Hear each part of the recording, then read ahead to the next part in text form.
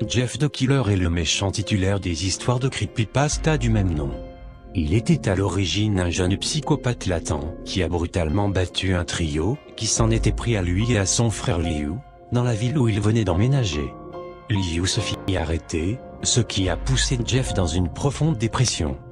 Plus tard, les agresseurs ont de nouveau attaqué Jeff lors d'une fête, et Jeff les a tués tous les trois, mais pendant son acte, il se prit de l'eau de javel et a accidentellement allumé un feu, endommageant ainsi gravement son corps et son visage.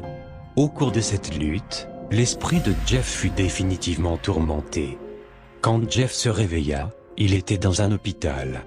Quand les bandages ont été enlevés, son visage était devenu livide et défiguré par les brûlures, les lèvres rouges vives et d'une texture coriace. Jeff dit qu'il aimait son visage de cette façon et se mit à rire hystériquement, mais le médecin pensait bêtement que cette folie n'était que le résultat des analgésiques et a laissé Jeff et sa famille, y compris Liu qui avait été libéré, rentrer à la maison. Plus tard cette nuit-là, la mère de Jeff a constaté qu'il avait sculpté sur son visage un sourire permanent, de sorte qu'il n'aurait plus à exercer d'efforts pour sourire, et a brûlé ses paupières afin qu'il puisse toujours voir son visage.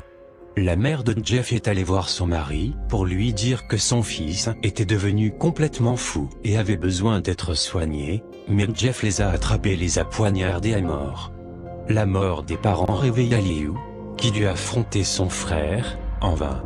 Liu se trouvait à terre, avec Jeff qui se dressait au-dessus de lui, lui disant qu'il était sur le point d'enfoncer le couteau dans son corps. « Il faut que tu ailles dormir, et tout ira bien. » Quelque temps plus tard, un tueur inconnu a émergé et a fait une série de meurtres.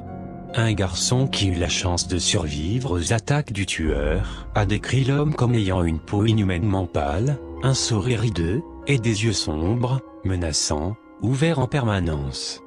Quand il a essayé de tuer le garçon, il lui a dit : « Il faut que tu dormes maintenant.